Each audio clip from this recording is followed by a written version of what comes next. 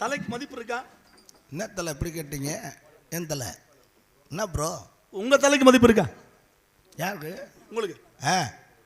ஆட்டை வெட்டுறோம், ஆட்டுக்குட்டியை வெட்டுறோம். ஆமாம், வெட்டிய உடனே தலை வந்து விற்பனை ஆகுது. நல்லா இப்போ எவ்வளோ ரூபா? தலைக்கறினா எப்படியும் 250 ரூபா 300 ரூபா, குறைஞ்சபட்சம் 400 ரூபா 500 ரூபா வரும் தாராளம். இப்போ கோழியை வெட்டுறோம், கோழியை வெட்டி கொண்டு தலைக்கறி கொண்டு சமைக்கிறாங்க. தலை கால் ஒன்று விட்றாங்க இல்லை பண்ணுறோம் இல்லையா? நகத்தையும் மூக்கையும் வெட்டிட்டு அம்பிட்டு தின்னு விட்றேன். அது மாதிரி எல்லா இருக்கு இறைச்சிகள் நிறைய இருக்கு. ஆமாம், எல்லாத்தையும் தலையும் சாப்பிட்றோம், விலைக்கு போகும். இதுக்கெல்லாம் மதிப்பு இருக்கு. உங்கள் தலையை பொதுவாக ஒரு மனிதனுடைய தலையை வெட்டி கொண்டு போய் விற்பனை செய்ய முடியுமா? விற்பனை செய்ய முடியாது, செயலுக்கு தான் போகலாம். ஏன்? மனுஷன் தலை, அதுவும் தலை தானே, அதுவும் தலை தான், இதுவும் தலை தானே. சட்ட விரோதம். நல்லா இருக்கீங்களா? நல்லா இருக்கு. வீட்டில் அப்பா நல்லா இருக்காங்களா? நல்லா இருக்காரு. அம்மா நல்லா இருக்காங்களா? சிறப்பாக இருக்காரு. பொண்டாட்டிகள்? பொண்டாட்டிகள் அப்படி கேட்கக்கூடாது. ஏன்? பொண்டாட்டிகள் இல்லை, பொண்டாட்டி. பொண்டாட்டிகள்னா நான் 27 பொண்டாட்டி வச்சிருக்கேன் நான். அது 27 பொண்டாட்டி கட்டினது சந்திரன் இல்லையா? ஆமாம் இல்லையா? ஆமாமா. ஆமாம். அப்போ இல்லை நீங்கள் நமக்கு இல்லைன்னு. நமக்கு இல்லை. ஆக உங்களுக்கும் இல்லை எனக்கும் இல்லை, ஒரே பொண்டாட்டியா, ஒரு மனைவி. பொண்டாட்டின்னா ஒன்று, பொண்டாட்டிகள்னா பழமை பன்மை. வான்னு சொல்றோம். உங்களை போய் அறிகிறேன் வாயா அப்படின்னா மரியாதையோ? அது ஒரு மாதிரி. வாங்க அறிகிறேன். நல்லா இருக்கீங்களா? ஆமாம், நல்லா இருக்கீங்களா? வீட்டில் நல்லா இருக்கு. பண்பாடு. வாரிகிற அப்படின்னா அது உரிமையா தெரியும். கோவம் வருமாறா? ஏண்டா நான் யாரு நீ யாரு என்ன போய் வாடா வாங்குறியே அப்படின்னு சொல்லக்கூட வார்த்தை ஏற்படும். இப்போ வான்னா ஒருமை, வாங்கன்னா பன்மை. பன்மை. வான்னா மரியாதை இல்லை, வாங்கன்னா மரியாதை இருக்கு. இப்போ நீங்கள் இருக்கீங்க, திருமணம் ஆச்சு, நம்ம அம்மா குறிச்சி வர்றீங்க, நீங்கள் உங்கள் மனைவி உங்கள் பிள்ளை 3 பேரும் வர்றீங்க. 3 பேரும் வரும்போது மக்கள் கேட்பாங்க, என்ன பாருகிறா நம்ம பிள்ளையா? கேட்பாங்களா? கேட்பாங்களா? நல்லா கேட்பாங்க. நீங்கள் என்ன சொல்லுவீங்க? ஆமாம், நம்ம பிள்ளைதான். அப்போ அவங்களுக்கு உங்களுக்கு சேர்ந்தா அது இல்லை, அது இல்லை, அது இல்லை. என் பிள்ளை தான் அவங்க ஒரு பொதுப்படையா அப்படி கேட்குறது. நம்ம பொதுப்படையா நம்ம பிள்ளைன்னா ஆமான்றீங்க. ஏப்பா அறிகிறாத நம்ம முண்டாட்டி அப்படின்னா அந்த இடத்த விட்டு கொடுக்க முடியாது. வட்டி சொத்தை கொடுத்தாலும் வாழ்க்கையை விட்டு கொடுக்க முடியாது. சரி, வாழ்க வளமோடு நீண்ட நாளைக்கு நிறைய செல்வத்தோடு வாழ்க வாழ்க வளமோடு வாழ்கின்ற வாழ்த்து. நீங்க யாருன்னு நான் தெரிஞ்சுக்கலாமா?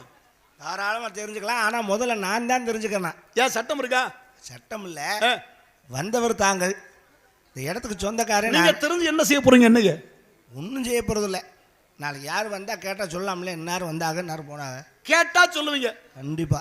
ஆனா நீங்க எல்லாம் வந்தது யாரும் சொல்ல மாட்டீங்க. ஏன் சொல்லுவேன், எங்கள் அப்பாட்ட போய் சொல்லுவேன். அப்பா இன்னார் வந்தாங்க, இன்னார் போனாங்க, என்னென்ன விஷயம் சொன்னாங்க சொல்லணுமா இல்லையா? இன்னாரும் வந்தாங்கன்னு உங்க அப்பாட்ட சொல்லணும் தானே நியாயம்? அம்மா நான் யாருன்னு தெரிஞ்சாத்தான் உங்க அப்பாட்ட சொல்ல முடியும். தெரிஞ்சாத்தான் நான் சொல்லலாம். தானே நியாயம்? இடம் உங்கோட்டு வந்திருக்கிறது நான் கேட்டு சொன்னா நிச்சயமாக நான் சொல்ல காத்திருக்கேன். கேளுங்க. உங்க பேர் என்ன? அதான் கேளுங்க. எது கேளுங்க, நேராட்சியரை கேளுங்க. கேட்டா நான் பதில் சொல்லிட்டு நான் மாட்டு போயிட்டு இருப்பேன். அதைத்தாங்க கேட்குறேன். நீங்கள் யாரு, உங்கள் பேர் என்னன்னு? அதைத்தான் இப்போ சொல்கிறேன். நீங்கள் கேட்டீங்கன்னா நான் பதில் சொல்ல தயாராக இருக்கேன், எந்த மாற்றமே கிடையாது. அதைத்தாங்க கேட்குறேன். இடம் யாருக்குரியது? எங்களுக்கு. வந்தவ யாரு? நீங்கள். யாரு கேட்கணும்? நான் தான். யாரு சொல்லணும்? நீங்கள் தான். நீங்கள் கேட்டால் தான் நான் சொல்லணும். ஆமாம். நானா சொல்ல முடியுமா? அப்போ நீங்கள் கேட்டால் தானே சொல்ல முடியும். அப்போ கேளுங்க. நான் தெளிவாக தானே பேசுகிறேன். நல்லா தெளிவாக இருக்கு, இதில் எந்த மாற்றம் இல்லை, குழப்பம் இல்லையே. தாங்கள் எங்கிருந்து வருகிறேன் அப்படின்னு கேட்கணும். யாரு கேட்கணும்? நான் தான் கேட்கணும். யாரு சொல்லணும்? நீங்கள் தான் சொல்லணும். அப்போ கேட்டால் நான் சொல்ல காத்திருக்கேனா இல்லையா? அதைத்தான் கேட்குறேன். அதைத்தான் கேளுங்க. நான் என்னத்தையா நான் கேட்கறேன் இல்லையா? அது வவ்வா வீட்டுக்கு வவ்வா போனால் நீயும் தொங்கும் நானும் தொங்கணுதையா. நான் கேட்கறது உங்களுக்கு புரியுதா? புரியுது. புரியாமல பேசிக்கிட்டு இருக்கேன். நீங்கள் யாரு அப்படின்னு தெரிஞ்சுக்கணும். நீங்க தெரியலையா? தெரியுது. ஆள் நிற்கிறது, ஆள் நிற்கிறது தெரியுது. யாரு என்னங்கிற விவரம் தெரியணும்ல. யாருன்னு தெரியுதா தெரியலையா? யாருன்னு தெரியல. தெரியலையா? ஒரு உருவம் தெரியுது. அப்ப தெரியுது. அப்ப ஏன் கேக்குறீங்கன்னு? கண்ணை கட்டுதே. ஒண்ணு தெரியலன்னா கேட்கலாம். நீங்க அப்படின்னு தெரியலையே அப்படின்னா தெரிகிறது கண்ணுக்கு தெரியும். பம்மாள் கோவில் தெரியுது. ஆமா, தெரியுதா இல்லையா? தெரிஞ்சு போய் அது போய் யாருன்னு கேட்பீங்களா? அது நமக்கு தெரிஞ்சம்மா. அது தெரிஞ்சு போச்சுல்ல. ஆமா, தெரியுது இல்ல. நான் நிக்கிறது தெரியுதா இல்லையா? நிக்கிறது தெரியுது. ஏன் கேக்குறீங்க? நிற்கிறது யாருன்னு தெரிஞ்சுக்கணும்ல. யாருன்னு ஆ தெரிஞ்சுக்கணும். ஆமாம், யாருன்னு தெரிஞ்சுக்க முடியுமா? யாருன்னு தெரிஞ்சுக்க முடியும்ல. யாருன்னு தெரிஞ்சுக்க முடியாது. கண்ணு தெரியணும். ஆமாம், தெரிஞ்சுக்க முடியுமா? என்னையா கண்ணு பார்க்குதுல்ல, பாக்குது, உருவத்தை பாக்குது. நான் யாருன்னு தெரியுமா? அது நீங்கள் சொன்னா தான் தெரியும். நான் சொன்னா நீங்க கேட்கணும். நீங்க சொன்னா கேட்கணும், நான் சொன்னா கேட்கணும். அப்படிங்கிற விஷயம் இருக்கு. கேட்கணுமா இல்லையா? ஆமாம், அதைத்தான் கேளுங்க. சாத்தான் சைக்கிளில் வந்து அடிக்கிறானே. என்னய்யா? ஒன்றும் இல்லை, என் நிலைமையை நினைச்சேன். நான் தவறா எதுவும் கேட்கிறேன்னா? தவறா இல்லை. நான் ஆண்டவன் படைப்பு இருக்கு.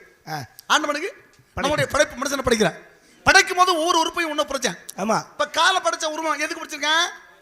கால் வந்து நடக்கிறக்கா, நடக்கணும். கை கை எடுக்க கொடுக்க சாப்பிட கொள்ள அந்த மாதிரி பல கை சாப்பிடுமா? எடுக்க கொடுக்க. மூக்கு சுவாசிக்கும். ஆமாம், கண்ணு கண்ணு கேட்குமா? ஏன்டா நானே குழப்பத்தில் இருக்கேன், நீ மேற்கொண்டு என்னை குழப்பி விடாரா. கண்ணு பார்க்கும். ஆமாம், வாயு பேசும். ஆமாம், மூக்கு சுவாசிக்கும். ஆமாம், காது கேட்கும். கேட்கிற உறுப்பு எதுக்கு உண்டு? காது. பேசுற உறுப்பு வாய். சுவாசிக்கிற உறுப்பு மூக்கு. பார்க்கிற உறுப்பு கண்ணு. அப்ப கேட்கறது காது. ஆமாம், பேசுறது வாயு. ஆமாம். என்னை கேட்க வந்தீங்களா இல்ல பேச வந்தீங்களா?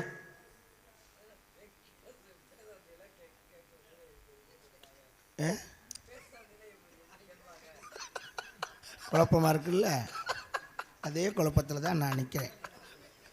கொஞ்ச நேரம் இருறா, நான் கேட்டு வரேன்.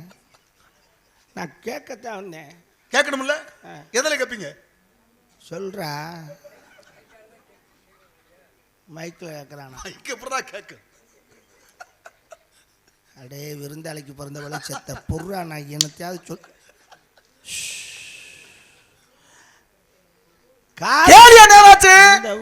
இந்த வாரம் நான் கேட்கணும். கேட்க நினைக்க ஆசைப்படுறீங்கல்ல, கேட்கணும் இல்லையா? எது கேட்கும்? காது கேட்கும். கேட்க சொல்லு பாப்போம்.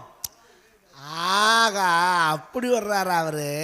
ஏங்க, காதுல எப்படிங்க கேட்க முடியும்? காது கேட்கும்னா நீங்க சொல்றது என் காது கேட்கும், நான் சொல்றது உங்க காது கேட்கும். கேள்வி கேட்கணும்னா வாயில தான் கேட்க முடியுமே தவிர காதுல சொல்றதை நீங்க கேட்டுக்குவீங்க, நீங்க சொல்றதை நான் கேட்டுக்குவேன். நல்லா அப்ப கேட்கறது மொத்தத்துல காதுதான். ஆமா, காதனை கேட்கணும். ஆமா, கேளுங்கன்னு. அது எனக்கு காது கேட்காது. எனக்கு என்னையா கேட்காதுன்னா அப்புறம் கேட்காத வார்த்தையை சொல்லி என்ன புண்ணியம்? செவிடு பையன். செகண்ட் பையன் எப்படியாவது கேட்குமா? இப்ப சொல்ற வார்த்தை உரியுமா? இல்லை, நான் ஊமை. ஊமை எப்படிடா பேசும்? இந்த ஊமை பேசிட்டு ஊமையாயிரும். வரவேற்போம். வாழ்க்கை மூடு. இப்படி போனா மாவா வீட்டுக்கு நீ போகும், அப்புறம் எப்படி தொங்குங்கிற மாதிரி போயிடும். அப்படிதான் மறுமொழியில் ஒரு பையன், சின்ன பையன் செத்து போயிட்டான். ஐயோ, என்ன கேரமா சொல்ல வந்திருக்கேன்? செத்தவன பிரச்சனை ஒரே சண்டை. இங்கே செத்தவன சண்டை ஆகி போச்சு. என்ன சண்டை? என்ன ஐயா, செத்து போயிட்டு அவனை எரிக்கிறதா புதைக்க ஒரு பையன் ஒருத்தன் வந்து எரிக்கணுங்கிறேன், ஒரு பக்கம் புதைக்கணுங்கிறேன். ஆனா அங்கதான் பிரச்சனையே. ஒவ்வொருத்தர் முறை அப்படி இருக்கான். இதுல என்ன எரிச்சா என்ன போச்சா? ஐயா, எரிச்சா பிரச்சனை இல்லை, புதைச்சாத்த பிரச்சனை. அடையாங்க, புதைச்சா என்ன பிரச்சனை இருப்போது? அந்த இடத்துல புல்லு முளைக்குமா முளைக்காதுங்கிற பிரச்சனை ரொம்ப முக்கியம். இல்லை, புல்லு முளைச்சா என்ன முளைக்காட்டி என்ன? ஐயா, புல்லு முளைக்காட்டி பிரச்சனை இல்லை, புல்லு முளைச்சாத்தான பிரச்சனை. முளைச்சா என்ன பிரச்சனை? முளைக்கிற புல்ல மாடு திங்க மாதிரிக்காத. ஐயோ, அது தின்னான்னா திங்காட்டி தொலைஞ்சாத்தான் நமக்கு. ஐயா, மாடு திங்காட்டி பிரச்சனை இல்லை, மாடு தின்னாத்தான பிரச்சனையே. என்னடா நம்மள தின்னா அண்ணையா பிரச்சனை? கன்று போடுவா போடாதா? அது போட்டா என்ன போடாட்டி என்ன? ஐயா, கன்று போடாட்டி பிரச்சனை இல்லை, கண்ணு போட்டாத்தான பிரச்சனை.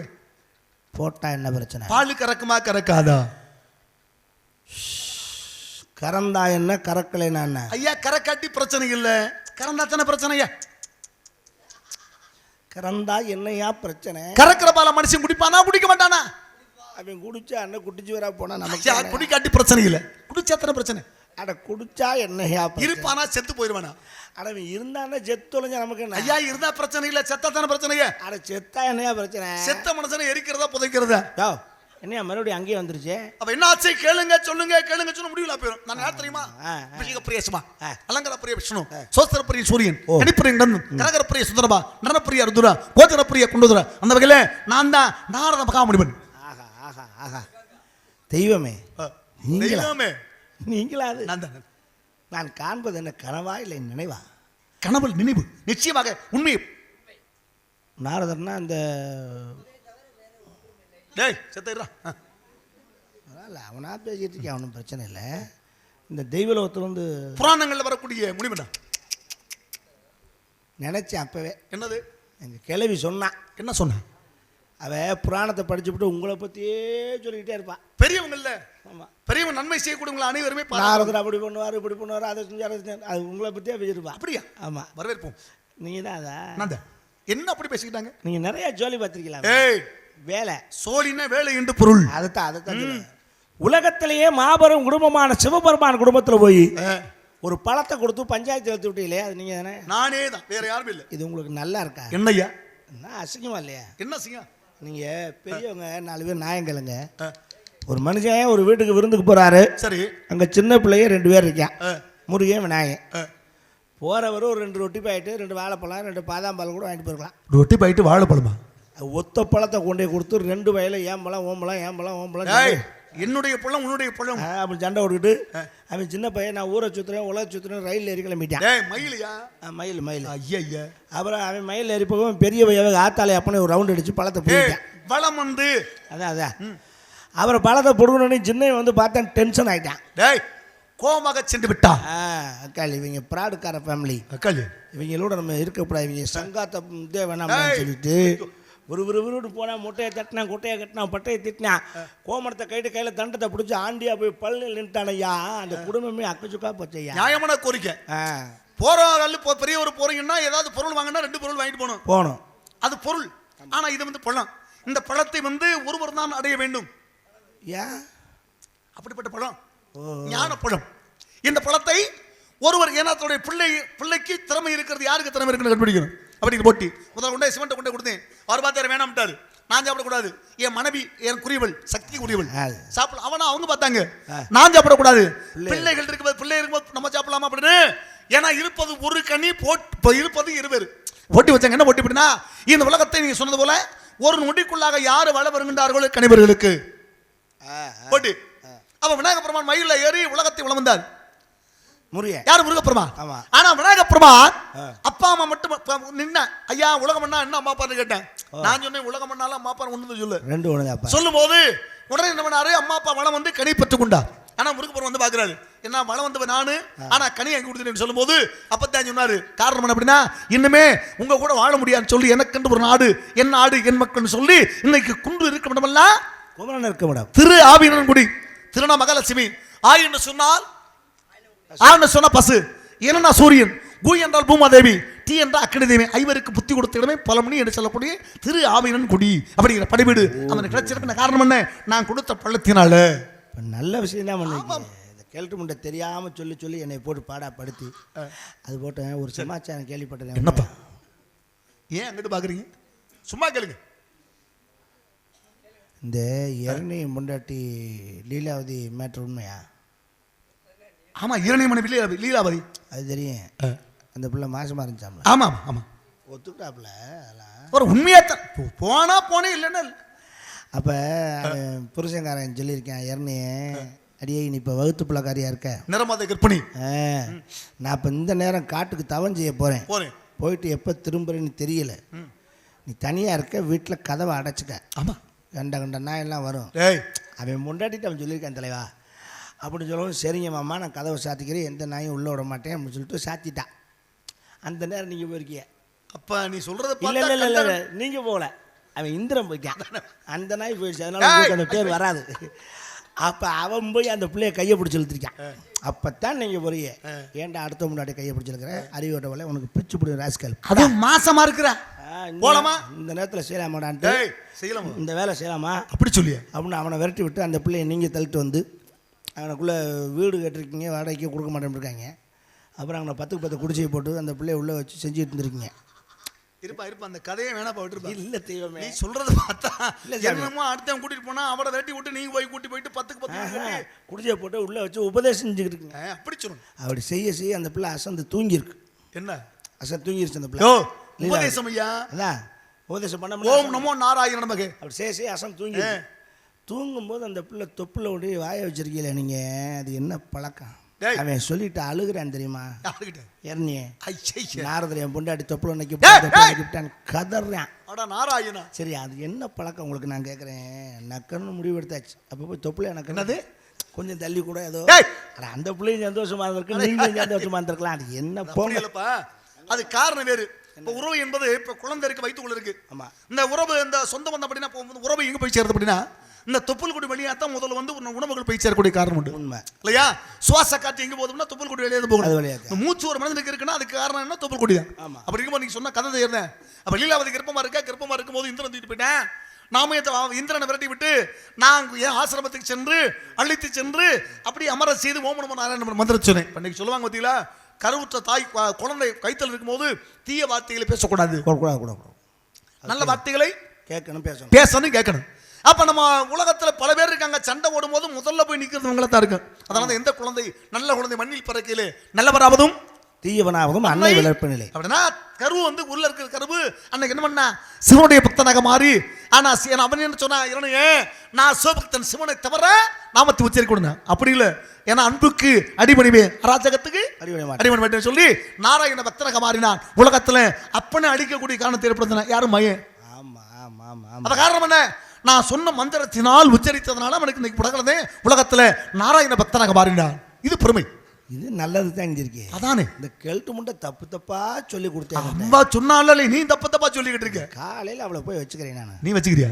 வெளுக்கிறேன் அவளை. நல்ல வேலை. இவ்வளவு கேட்கறேனே, ஒரு வார்த்தை என்ன யாருன்னு கேட்டீங்களா?